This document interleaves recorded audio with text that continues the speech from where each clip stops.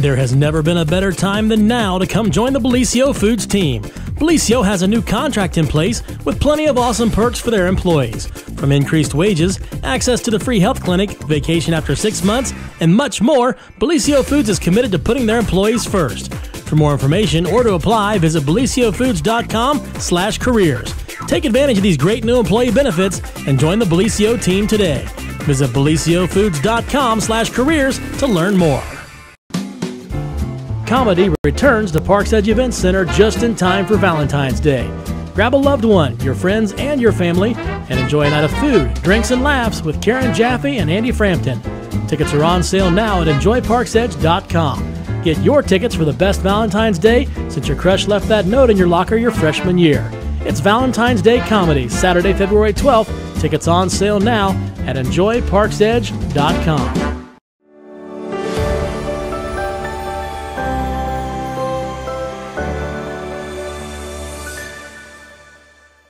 Well, happy Monday, everyone, and welcome to another edition of the morning show right here on Main Street TV. Of course, Jennifer here to start off your Monday morning. A little different. Typically, our good friend Pete Wilson's here to start off the show, but he will be here later because we have a special guest, one of our good friends from Holzer, right here in the studio, and that is Dr. Robert Bowers, correct? Yep. Did I say that right? You did. Okay. Thank goodness. It is Monday. You got to give me a little slack. Fair enough. Okay.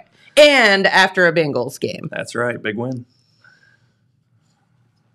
I just don't know if my heart can take much more of this. I'm going to tell you, are you a football fan? I am. So do you ever remember just playoff games and whatever being as crazy? I mean, every single one has come down to the wire. I was sitting at the house last night and I looked at my wife and I said, Bengals are in the Super Bowl. Yeah. The Bengals are in the Super Bowl.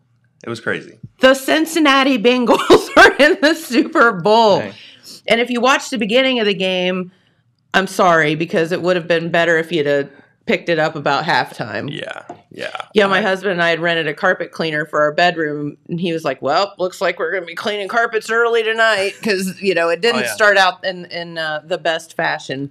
Yeah, I turned it off. My wife was committed to it, though. Okay. Oh, yeah. Good for her. Yeah.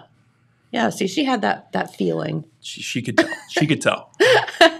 Hey, our local kid has done good, and that is Joe Burrow, and we're so proud of him. And I still feel like everybody's so in our area is just so maternal toward him. Mm-hmm. At least they didn't try to get him killed as much as they did the past couple of games. But Fair enough. anyway, it's better when he's upright and vertical and not horizontal. We like seeing that. All right, so Dr. Bowers in the house today, and we are going to talk about, gynecology, obstetrics, all that fun stuff. Yeah. I mean, if that can be fun, we're going to talk about it. It's like we're like the awkward dentist in that nobody wants to go, but it's like you have to. It's like the more awkward dentist, but that's okay. Well, let's just be honest. I mean, I don't know any girl that gets up in the morning and is like, yes, I have my OBGYN appointment today. I can't wait. No, that's probably not what they wake up saying. But it is unfortunately just like going and getting your 6-month cleaning at the dentist. Correct. It's a necessary evil. You got to do your annual appointment to the gynecologist. So, that's what I do. I'm the newest obstetrician gynecologist at Holzer. Welcome. Thank you very much. Been there about 6 months now. Loving it. It's an awesome place to work. So. Good. Well, very good. So tell everybody a little bit about yourself. You said you're from Huntington. Yeah. So originally from just outside of Huntington, a little place called Milton, West Virginia. Lived around here my whole life. So went to undergrad at Marshall, played football at Marshall, actually. Oh, great. 2008 to 2012. And then did my master's at Marshall, med school at Marshall, and residency at Marshall. So, hey, well, that was convenient, wasn't it? Yeah. It was get it all done, one-stop shop. So how in the heck, what made you go into obstetrics and gynecology? Obviously there's different specialties or fields that you can choose. It's a kind of a story of I knew what I didn't want to do. Okay. So I knew I wanted to do a surgical field. And I didn't really have the disposition of a general surgeon. I'm not saying general surgeons are more prickly or anything like that, but they definitely don't want, the same kind of clinic experience as other specialties. They're very, very focused on the operating room. Makes sense. And I prefer to actually talk to people and interact with people and build a rapport. And there are general surgeons that do that, but by and large, it is much more focused on the operating room. So I knew I wanted to do surgery, but wanted to have some clinic. So that meant one of the surgical specialties or obstetrics gynecology. And I just kind of narrowed down, okay, I don't like this surgical specialty. I don't like that surgical specialty. Sure. And in med school, you kind of rotate through all the different things and the different specialties. And I rotated through obstetrics and gynecology, had an awesome mentor, Dr. Allie Roy. She's at Cabell Huntington Hospital. That makes a difference, doesn't it? Oh, man. It makes a world of difference. But she was an awesome mentor, gave me a great experience in med school. And I was like, this is it. This is what I'm doing. So love that. Yeah. So how long have you been in the field? So the residency for obstetrics gynecology is 4 years. Okay. I knew it was a long time. Yeah. Following medical school, you have 4 years of residency. I finished residency in June of 2021 and then started here at Holzer in August of 2021. So been at it about 6 months now as an attending physician, and it's been great so far. So. Well, very good. And, were you, we never want to get to harping on the COVID thing, but boy, I'm sure when you started medical school, you didn't quite think there was going to be smack dab in the middle of a global pandemic, right? No, I did not. Nor did anyone else, for that matter. I was just talking about this a little bit ago. My youngest child, my daughter, who is going to be 2 in March, she was born right before the lockdown. Oh. And so we were doing the newborn thing in the house, and we were all kind of cloistered away. And we didn't realize what was going on in the world very much until we're pretty big sports fans at our house. And when they canceled March Madness, we were like, this is a big deal. Yeah. But then, sure. Once my paternity leave was over, I had to go back into the fray, and it was like right in the heat of everything. So it's definitely an interesting experience, finishing up residency in that environment and then, becoming an attending physician in that environment. But it is what it is. I have to think, though, if you can succeed and stick with it and whatever under those circumstances, you can do anything. I think you're right. It's been trying. That's for sure. It has definitely been tough. It has been. And, we just hope that we can come out on the other side of this at some point. That's right. And there's some positive things. It looks like some numbers are trending the right direction. So just keep our heads up. That's right. Just keep smiling. All right. So you are seeing new patients. Mm-hmm. So what facilities are you seeing patients? So mostly I'm in the Gallipolis office. Okay. That's kind of the main campus for Holzer. I'm there 4 days a week. And then 1 day a week, I'm in the Jackson office. Okay, and is that the one at Pattonsville Road or the hospital location? No, the outpatient clinic at Pattonsville. Okay. Yeah. The one up on the hill. Up on the hill. That's the way I like to describe it. The one up on the hill. So on Mondays, actually today was my Jackson day, so it was very convenient that this interview was, Well, very good. Yeah. So on Mondays, I'm in Jackson, and then the rest of the week, I'm in Gallipolis. I did just last week have a clinic day up at the Athens location. Okay.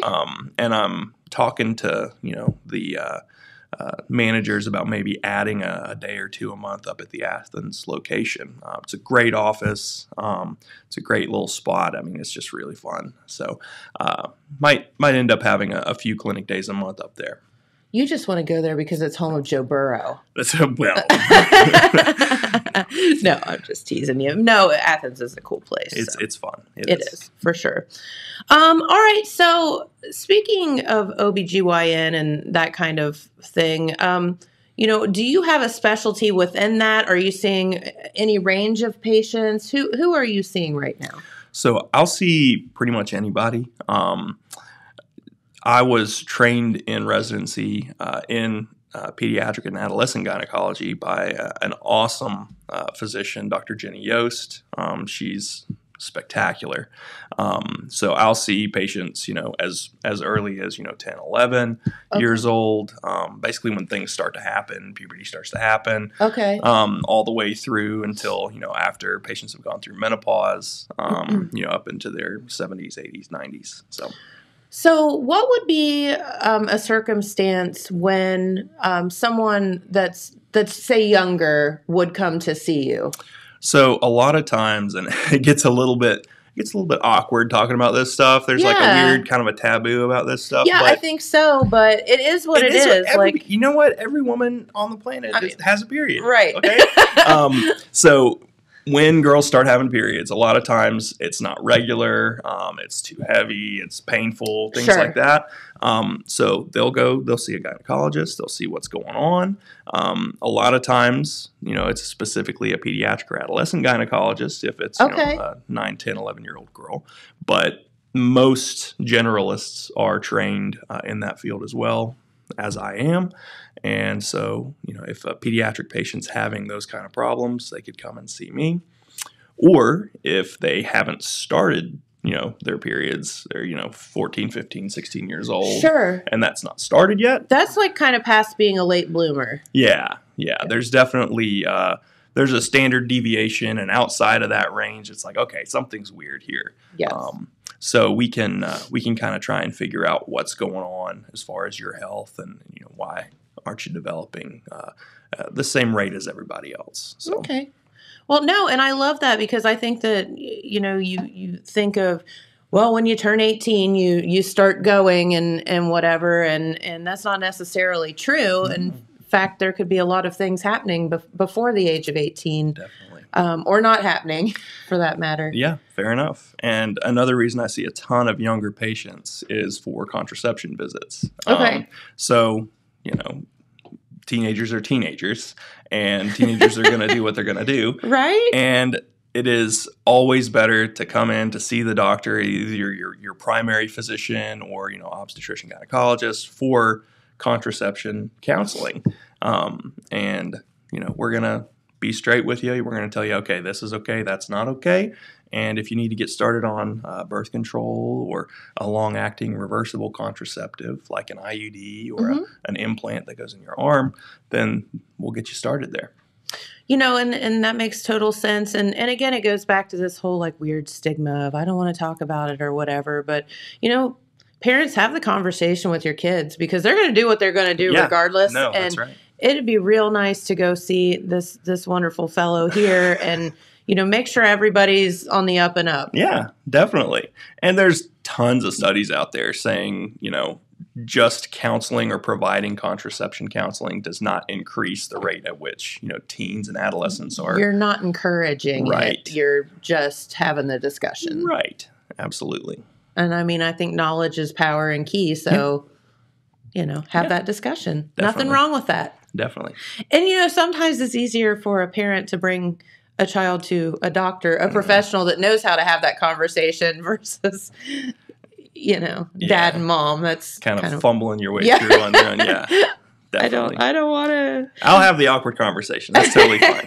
That's what they pay me to do. I think they should put like all kids in a room in a circle and then just have them like rotate two parents to the right and then they all have that discussion with someone else's child so it's not so weird. So it's funny that you say that because the person that trained me, Jenny Yost, actually did this thing called Teen Talks. And she would go to high schools in rural West Virginia and she would do basically like the birds and the bees talk with these high school students. And it was outrageously successful.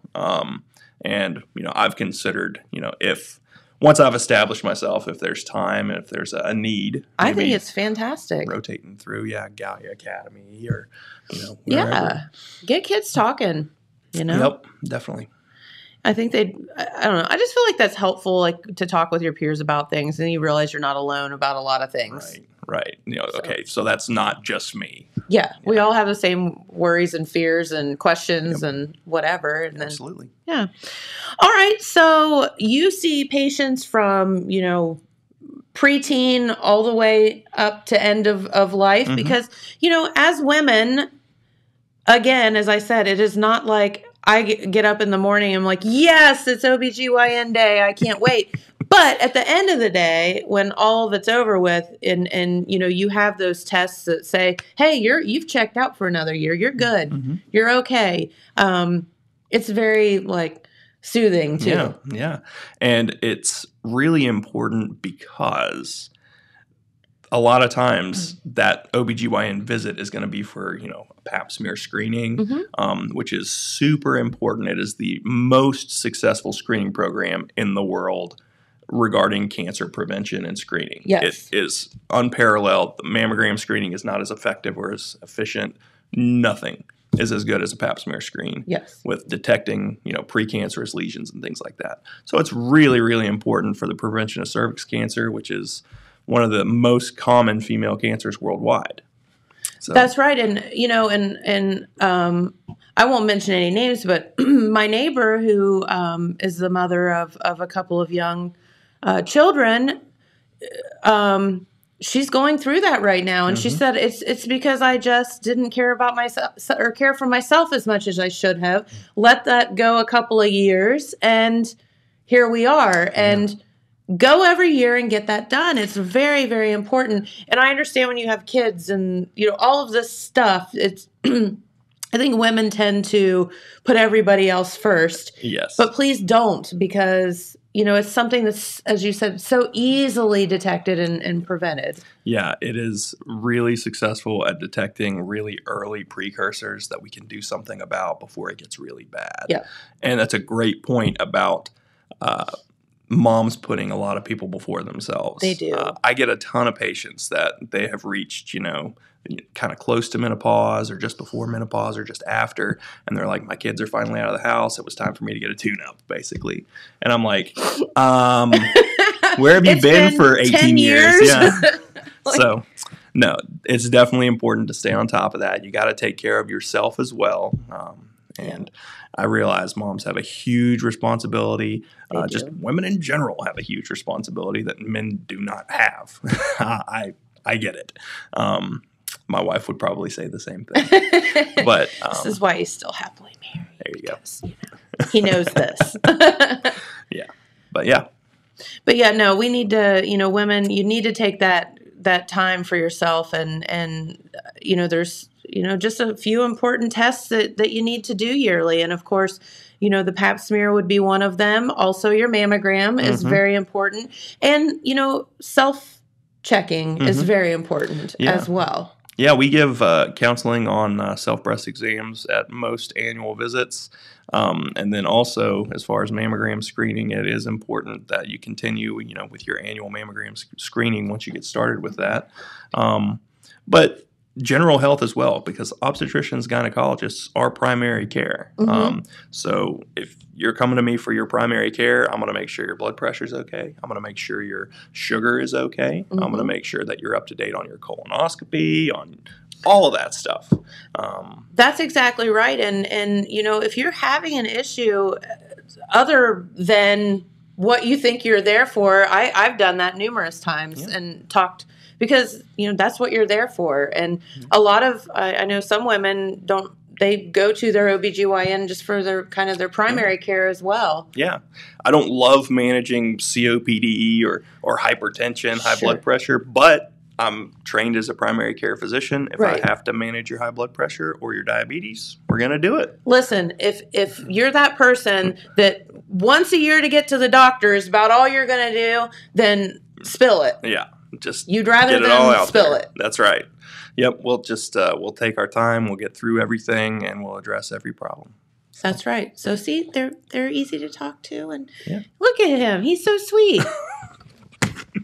There you go. So you were telling me, or I was reading about the fact that I've heard of this Vinci Surgery, and I know that it's in many, many different fields, but I hadn't heard about it in your field. Right. What kind of treatments, do you do? And then let's talk about this robotic surgery for a minute, because that is like game changing and cool stuff. Yeah. Really cool stuff. Definitely. So I provide services from obviously, obstetrics, and general gynecology, so office gynecology, and then also surgical specialties include minimally invasive gynecology and robotic-assisted gynecologic procedures. Okay. So what does minimally invasive and robotic surgery entail? Yes. So any time that you're doing surgery through small incisions, about the size of a nickel, we consider that minimally invasive surgery. Okay. Mostly what I'm doing is surgery related to basically, female reproductive system, so the uterus, the ovaries, the tubes, things like that. So a large part of my practice is hysterectomies. Okay. And sometimes patients will have, history of lots of prior procedures, history of lots of C-sections, and they have a lot of scar tissue on the inside. I have a good friend that's going through that right now, and she's just having a horrible time with it. It's tough. And it's really tough on the gynecologist as well, because the surgery is much more difficult to do in traditional techniques like open techniques, which would involve like a big 15-inch, incision, or 15-centimeter incision, excuse me. Nobody wants that. No. Sometimes it's necessary to make a big incision like that, but if we don't have to, we know that patients will recover more quickly and will have lower pain scores in the short term from minimally invasive surgery. So those patients that have that really bad scar tissue, or some patients who have a diagnosis of something called endometriosis, that's just the lining of the uterus in places that it's not supposed to be. Okay. It causes a lot of scar tissue and makes the surgery very difficult to perform without the assistance of robotics. So how does that help? It gives us the greatest dexterity via minimally invasive surgery. Okay. It gives us the best visualization for minimally invasive surgery, and allows us to complete some really difficult procedures that otherwise wouldn't be possible through minimally invasive techniques. So that's kind of the ideal patient for a robotic hysterectomy, is somebody who's had prior procedures or has scar tissue or endometriosis. It's going to be a tough procedure. Those patients that have maybe a little higher body mass index, which is, pretty common around this area. I know I'm guilty of it myself. I was going to say, I don't think any of us can judge. I know. No, I'm not calling the kettle black. I'm just saying. Especially during COVID. Oh my God, the COVID-20. Oh my gosh. You want something fried and something fried on top of the fried thing? Yes. Yes. Little Debbie has done well. Yes. So Twinkies, yeah. Bring them on. So, but no, that's the whole point of robotic surgery, is it's easier to get to places that are hard to reach. The cool thing is, we have this thing called the internet now, but Google Da Vinci and surgeries, and it's really neat to watch how it works. Oh yeah. It's, there's a really fun video of, I think it's a urologist that's doing this, but he actually takes a seedless grape. He takes the skin off the grape, and then he sutures the skin back onto the grape using the robot. And it's like these really, really fine movements. It's just just spot on. Super precise. Yeah. And that is something that I do. My partners, Dr. Andrew Martin and Dr. Lyndon Gaines, also are doing robotic surgery. But the three of us are trying to put together a really robust, minimally invasive robotics program at Holzer, so we can provide that service for patients in this area. Now, when you do the surgeries, are they typically at the Gallipolis location, or are they all over? So I almost exclusively will operate at the Gallipolis campus, just because that's kind of where we're stationed. That's where we're kind of set up. It's what we're used to.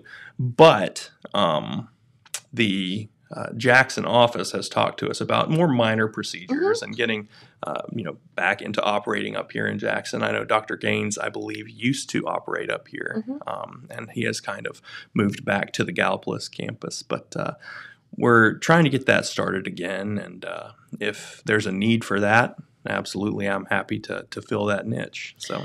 And I will just say, because I'm from here, so I'm a little biased, but I will say that the staff at the little operating facility up on Pattonsville Road, they are so amazing. They are the sweetest, nicest people. So when the team was kind of showing me around everywhere and introducing me to everybody, I got to meet the surgery staff up on Pattonsville Hill, and they were just awesome. They were like, "Come back and work with us. We want you to come back." And I was like, so "I'd love sweet. to." Yeah, they're great. So, I mean, yeah, you go up. Nobody wants to go get a colonoscopy, right? But you go and you leave and you think, wow, that was actually kind of fun. Because, we were just joking and laughing and, they will hold your hand if you want. And it doesn't matter. They're just there and they make you feel so comfortable. And that's a huge part of going into any surgery or any procedure is feeling comfortable with the people that are taking care of you. Absolutely. Absolutely. I remember having a knee surgery. I talked about this, and this was a long time ago, a few years ago, we like to say here. But I had a knee surgery, and I was so nervous, and the nurse held my hand the whole time until they took me back to surgery. And I just remember that because it was so, it made such a difference to me. It was like make or break the procedure. Yep. So, yeah. So that's what you get here. You get local people doing good. That's right. That's right. All right. So let's talk about those dreaded mammograms for a moment, of which I still don't understand what the big hairy deal is, but some women lose their minds over them. So that's another one that we put off. So it is important to get your mammogram screening because it is also a very, very effective screening program at detecting breast cancer in its earlier stages so that it can be treated before it becomes a later, more aggressive stage or metastasizes. Yes. So a lot of times patients are very leery of the mammogram procedure because they find it uncomfortable. Or they've heard horror stories. It's like, women, stop doing that to each other. No, it's... support each other. Like, don't make up stuff. It's not that bad. It happens. But it's important to get it done. And it's important that you understand it shouldn't be unbelievably painful. If it is, you need to tell the staff that's taking care of you, the radiology staff, hey, this is hurting, and they'll change what they're doing to make you more comfortable. I know we have great radiology staff at both campuses, and they're going to do their best to make you comfortable and to make you feel safe during that procedure when it is kind of it's a very vulnerable time. Well, you're just letting it all hang out. Let's just be honest. I mean, but that's okay. It's like, so does everybody else that goes in there. Yeah, that's true. You're really not that special. No. That's what I have to think about. Everybody, everybody's, all women have boobs and they need checked. Yeah, and that's right. Let's talk about that. You know, it's like, no big deal. No, not a big deal. And it is important you get that done annually. And otherwise, it's fairly straightforward procedure, and it is a good screening program. Yeah, it absolutely is. And okay, let me ask you this. Just getting back to the basics, what age would you recommend one starts to do a pap smear, and then what age now is it for mammograms? So, unless there are very special immunocompromising conditions, women should start at age 21 getting a pap smear. Okay. Those special immunocompromising conditions, things like HIV or special cases. Okay. You take a case-by-case basis. Sure.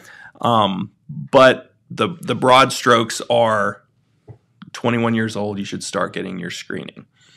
The current recommendations are from 21 until 30, I believe. You only have to do cytology or HPV HPV testing alone. And you can do that every 3 years. And then after that, you have to do either cytology alone every 3 years, or you can do co-testing every 5 years. So when I'm talking about cytology and HPV, cytology is looking at the cells under the microscope. Yes. And seeing, okay, do these cells look normal? Do they look like they have some changes?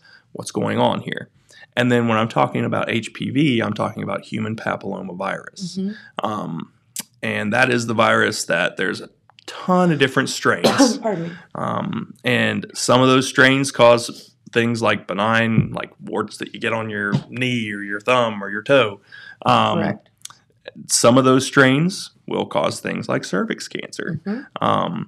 So we will do HPV genotyping, where we look at what type of HPV is present, if it's present, and we know the ones that are high risk for causing changes that lead to cervix cancer and its precursors. So if you want, you can get tested with co-testing after the age of 30 every 5 years. So that just means a pap smear every 5 years. It is not evidence-based to do it more frequently than that, but I try and screen a little more frequently than that because I'm not sure when patients are going to come back necessarily. Yeah, get them there. Let's do it. So I usually try to go about every 3 years, even with co-testing. That is just a personal preference. That is not the recommendation from ACOG, the American College of Obstetrics and Gynecology. But if I can get them there every 3 years, we're going to do a pap smear. There you go. So that's just, that's the way I do things. Regarding mammograms, you should start at 40. You should be getting mammograms annually. It's just a normal digital bilateral screening mammogram. That's what we offer at Holzer. Most places have gone to digital mammograms at this point because it has better resolution, better imaging quality. And if you have problems prior to the age of 40, because there are tons of people out there that have a genetic predisposition to breast cancer, big time. Then come in, we'll talk about it, and probably we'll go with a breast ultrasound instead, just because the density of the breast tissue changes over time, and ultrasound's a little bit better before the age of 40 to see what's going on. Or if you feel any lumps or bumps, get your butt into the doctor. Absolutely. Do not absolutely wait. Correct. Absolutely. Not okay to wait on that stuff. It's not going to go away on its own, probably. So No. yeah, and hopefully it's just a little cyst or something, and you don't have to worry about it. That happens all the time. Yep. So, all right. So you are accepting new patients. So how do people get a hold of you? Well, you can call the main office line. There he is. Yeah. Hey, there I am. Hey, there he is. So the number is 855-446-5937. You call them, you say, hey, I want to set up an appointment with Dr. Bowers. Or another way to do that is to go to your primary care physician and say, hey, I need to establish with a gynecologist. But that's the way that you do that. He'll probably share if you want. Can I borrow that for a minute? Absolutely. I love it. Hooday. Hooday. My brother-in-law would be proud. That is fantastic. Pete Wilson just walked in the door. Well. So cool. Well, so if you oh boy, where'd you get that? Trick or treat a long time ago. Okay. I can wear it proudly now. Yeah, you can wear it proudly It used now. to have a tail on the back end. I don't know what happened to it. Oh, the tail fell off? I hate it when that It happens. must have. Yeah. It's all fun and games till you lose the tail. Yeah. Well, is there anything else you would like to tell our viewers before we let you get out? Because I know you have to go back to work. I do. I've got clinic this afternoon. So, no, I mean, just, hey, I know it's kind of scary getting to the obstetrician gynecologist. I get it. I'm just a guy. I'm going to take care of you. I'm going to make you feel as comfortable as you possibly can. I don't want anything to hurt. Don't want anything to be weird. You just talk to me. I'm just a person. Come see me, and we'll take care of whatever's going on. And I think the fact that, you mentioned your wife and your little girl and, he's a father to a little girl Yeah. who certainly wants to take care of you. Well, have you heard of the T-shirt company out of Columbus, Homage? Have you Yeah, heard of it? Homage, yeah. Yeah, or Homage. Yeah. Yeah, sorry, Homage. I got the Girl Dad T-shirt. Nice. Oh yeah. Oh man, it's a good one, and they're super soft. They They're are the soft super T-shirts. soft. Yep. They're great. Yep. Sweatshirts too. Oh yeah. All good. If you see this Homage, I could use some free stuff. Yeah. So Crocs. We've been trying to get Crocs to send us shoes for years, and we're just not. They're not listening to us. What was the other one, James? We're gonna have to send them an email. I don't know. What was the other one the other day? We shill for a lot of weird stuff. We do. on the show. It just never happens. No one listens to us. It's Yeah. really sad. All right. All right. Well, thank you so much for coming in, and come back and see us anytime. Absolutely. Thank you for having me. Been so much fun talking with you. For sure. All right. Well, let's head on over to the weather while Pete Wilson comes over and changes seats with the doctor. Thank you. Thank you. Thank you. And again, here we go. This weather is all over the place. And thank you. So enjoy today, tomorrow, some warm temperatures. We do have some sunshine in the forecast. Highs of 41 today, highs of 51 tomorrow. So hopefully all of the other junk that we have will melt. That is out still, iced on the road somewhere. And then we do have a little chance of some rain on Wednesday, Thursday. And then it is not in our forecast as of right now, but, I guess it does say on Friday, but it's Friday, Saturday, going to have some weird stuff. There is another, can you believe it, weekend storm brewing and headed our way. So it will be a minute before we find out exactly what's going on. But, oh, Pete. But we will let you know about the weather as the week rolls on. Okay. Yeah. All right. All right, so Pete Wilson is in the house, and Who day? Oh my gosh, the Bengals are going to the Super Bowl. Can you believe it? It's just like you woke up and it was a fairy tale dream, and it's true. The dream has come true. I will say, just so you all know, if you were concerned, Mark Carman is very alive. He did not have a stroke or anything during the game. I have talked with him. And he's good. Okay. Yeah. I wondered about him. Yeah. But also lots of fans around the area. Lots of fans. I'm not going to name any names, but there were two people in here who know sports and total media. They are Bengal fans, or they at least want the Bengals to do well. Sure. And they presumed a blowout loss. Hey, they thought that, we've done good. We've overachieved. Kansas City is just way too much. If you watched that game last week, the Kansas City game, they were just spot on. Right. Well, full disclosure here, I did not expect the Bengals to win. I think they were 7.5-point underdogs, and you just kind of felt like, they've hit their head on the ceiling maybe, and they're going against the high echelon teams now, the very best. Correct. And Kansas City looked so good when they man. beat Buffalo, because Buffalo my was gosh. very good. A lot Yes. of people thought Buffalo might have a chance to even upset Kansas City. But, if you watch the first half, you're thinking, where's this going? Yes. We're going to be embarrassed on national television, even though you're in the AFC Championship. Listen, it's one of those where it's just an honor to be there, I think, at that point. But then that touchdown happened, and then oh my goodness, there's hope, and there they went, and it was amazing. It's the NFL playoffs, and so you have to presume it's going to be close and come down to the wire. I mean, you do, but you also don't expect Patrick Mahomes to fumble the ball or throw interceptions or do the things that he did yesterday. Right. I tell you, there's that's not his MO. There's a word that gets applied to sports, and it's an intangible thing, but it is so real. It is the big momentum. Yep. Things just happen, and then they start rolling that way. It's like you're helpless to stop it. And the Bengals had the momentum in the second half. That's right. And I have little doubt that they would have won the game if it would have gone even farther, any farther. Yep. Remember, a lot of folks, the commentators also thought that when the Chiefs won the toss, that's overtime because they're going to get the first crack at it. Well, sure. And they score. I mean, it's just, I don't know. And then, it's over because you lost a coin flip. The other team had. Don't get me started on the whole overtime rules.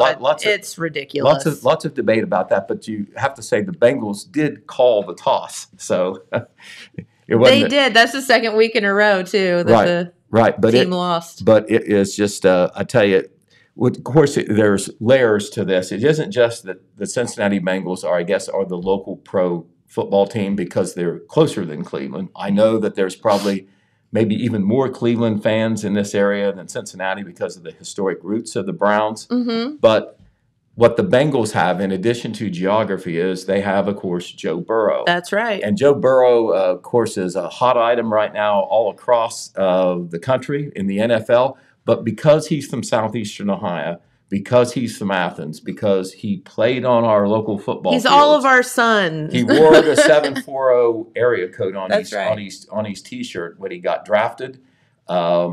He does the charity stuff in Athens. Got all kinds of all kinds of donations to a food bank up there in Athens to feed the poor and the food insecure in our local area. And then he just and then he wins the Heisman in college football. He's just done a couple of little things like that. He's got the it factor. He is one of us. He did grow up in Athens. I think the family moved there in elementary school because his father was a coach with Ohio University, not the head coach, but an assistant coach. And so, I mean, he is southeastern Ohio bred for sure, and he has not forgotten his roots. And it's so inspiring all the way around because, the kids, the coaches, the teams around here, they know that one of their own can rise here from our rural Appalachian roots and go to the very top. Super Bowl, of course, 2 weeks from yesterday. It will be out on Los Angeles, of course, on the Rams' home field, the way it works out. That doesn't seem right. Doesn't seem right. But they decide that years ahead of time. And the Los Angeles Rams, if you watch the Rams 49ers game, and I'm guessing that a lot of local fans did because they knew that's going to be the Bengals' foe, the Rams knew that they were going to host the Super Bowl or their city and their stadium was going to host the Super Bowl. So they went all out to improve their team for this year. They gave up draft choices. They brought in free agents with the idea of getting to the Super Bowl when it's going to be on their home field. And the way it's worked out, it's happened. Wow. And I have not seen a line yet, but I guarantee you they will be at least a 5-point favorite over the Bengals. That's right. And you know what? That's okay. We'll take it. Bring it on. No, that's right. We've already proven that we can win as the underdog. And on paper, without a doubt, probably, and this is subjective, and I'm not an expert, but I do watch pro football. The Rams, on paper, are the better team than the Bengals, but we'll see. But that's why they play the game, That's right. But I go back to when the Bengals started back in 1970, I think it was. Paul Brown, who also founded the Browns. That's why the Browns have their name. Of course, they kicked him out in 1962, even though they had a winning season. And he came to Cincinnati later, founded that team down there.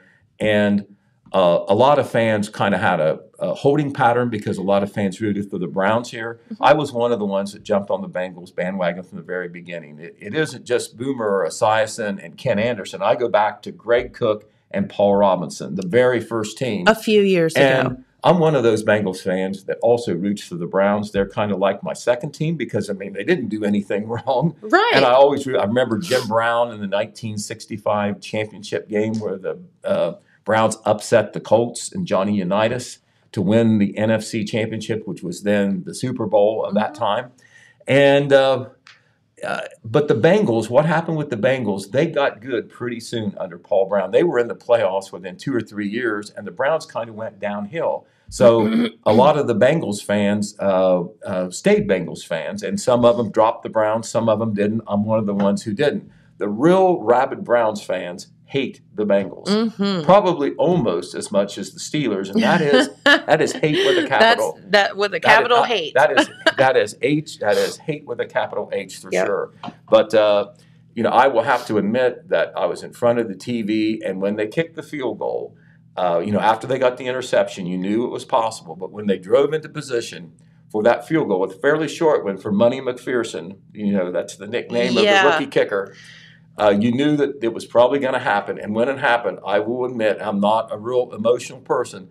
I jumped up and yelled. Yep. I'm sure I wasn't the only one. I didn't have a beverage in my hand to make me feel better. I was just excited. No, it is. And you know, everybody, whether they're football fans or not, jump on the bandwagon, involved in the Super Bowl, and to have your local team in there is very special. And then a to local have, kid. And then to have a hometown hero That's something. is special too. Just for the record, Joe Burrow and the Jackson connection, he played on our field in 2012 as a sophomore.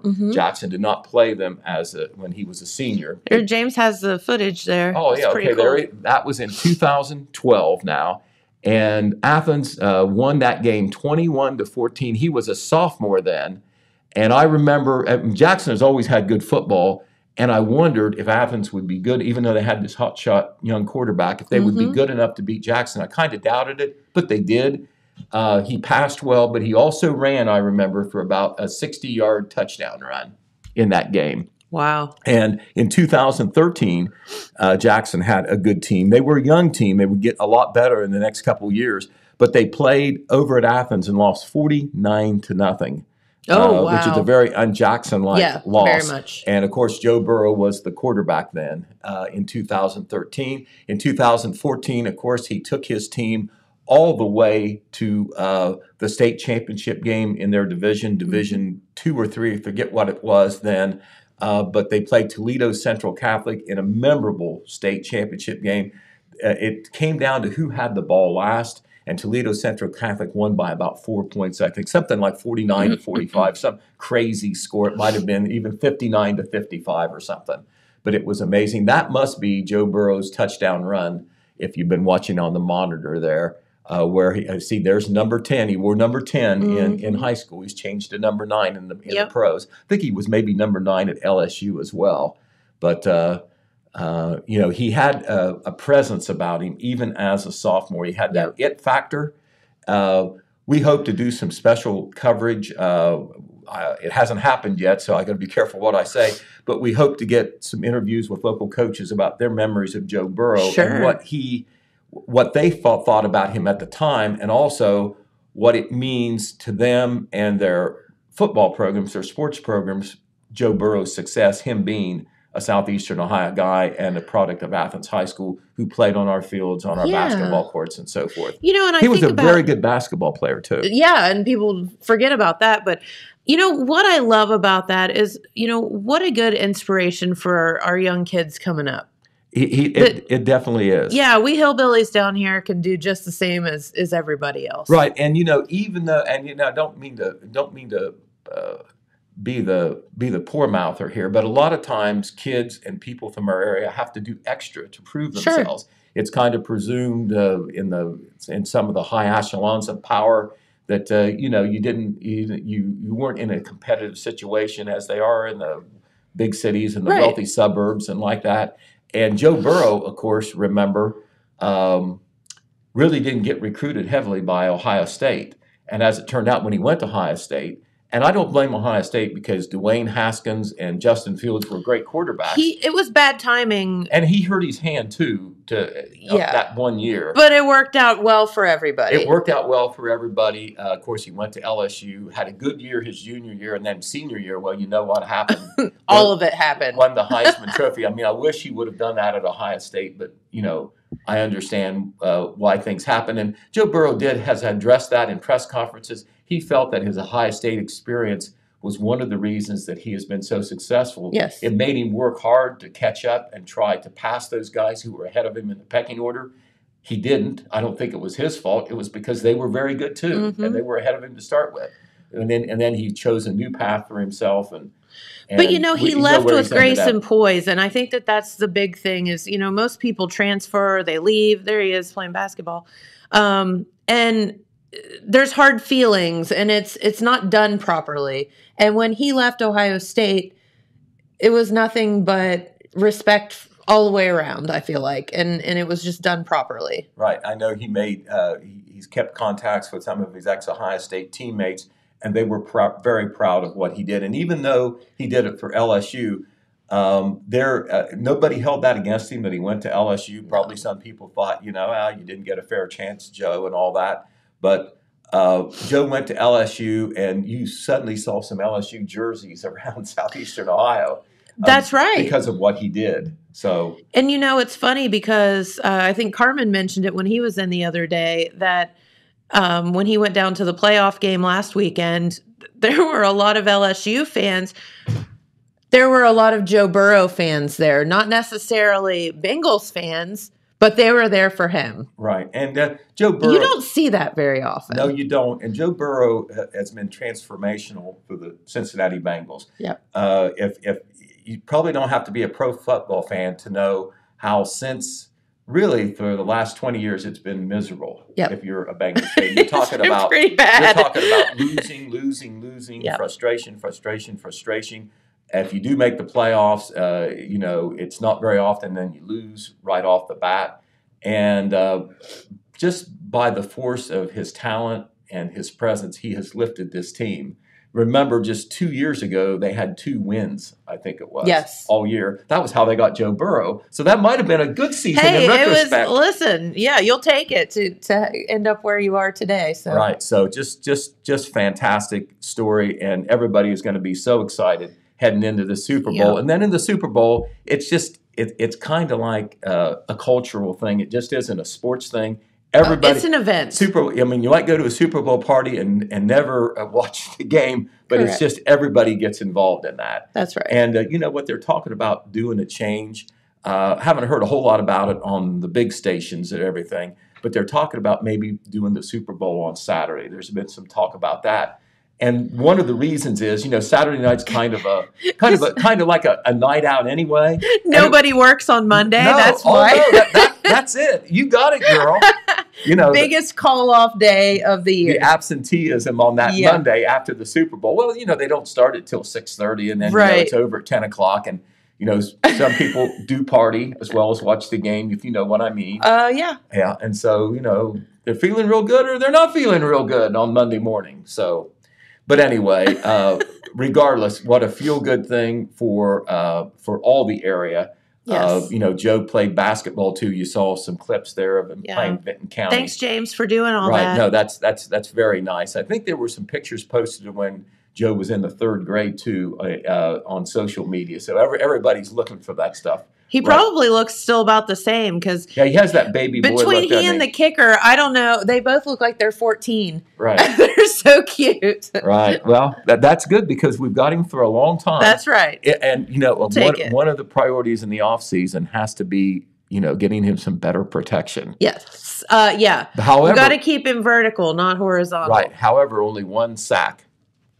They did much better. But the Bengals adapted a little bit with quicker passes and a shorter passing game. And the defensive coordinator obviously did some things different in the second half as well. But just amazing, almost miraculous, almost felt like Al Michaels and his call for the 1980 hockey championship. Do you believe in miracles?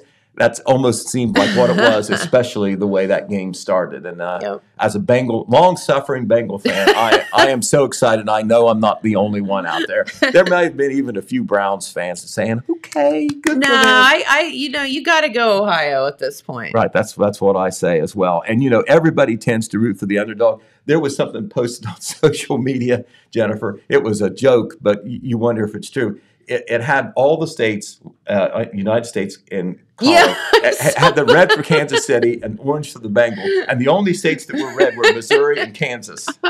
And that was probably true because the Bengals were such an underdog. Everybody loves the underdog. That won't be the case next year now. No. But that's okay. We can handle it. We'll take it while we can. We can handle it. Well, we talked mostly about the Bengals, but I do want to touch on a couple of news things real quick, if I could, before we run out of time. Today is the last day to get dog tags here in Jackson County. They never, did the grace period that they do sometimes, and so we're warning you. Today is the last day to get dog tags at the regular price. That is $14. Yep. You can get them at the auditor's office at the courthouse, at the commissioner's office at the courthouse annex on Portsmouth Street, at the dog pound out on Reservoir Road. Also at the Quick Stop convenience store here in Jackson, the Main Express in Oak Hill, the Detour in Wellston, the Paulswell Kennel, and the 2 veterinary offices near Jackson, Animals Unlimited and the Mount Zion Animal Clinic.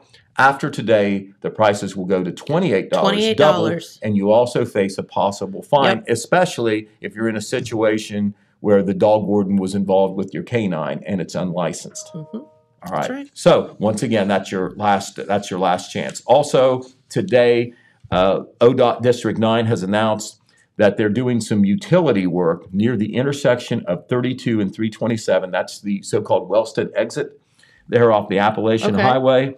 The work will be taking place from 9 a.m., so it's already underway, to 1 p.m. Traffic impacts are expected to be minimal, but will include 2 short duration of about 15-minute full closures of State Route 32 in each direction so they can run utility lines, I'm guessing, across the highway, above the highway. All other work will be completed off the roadway with shoulder closures as needed.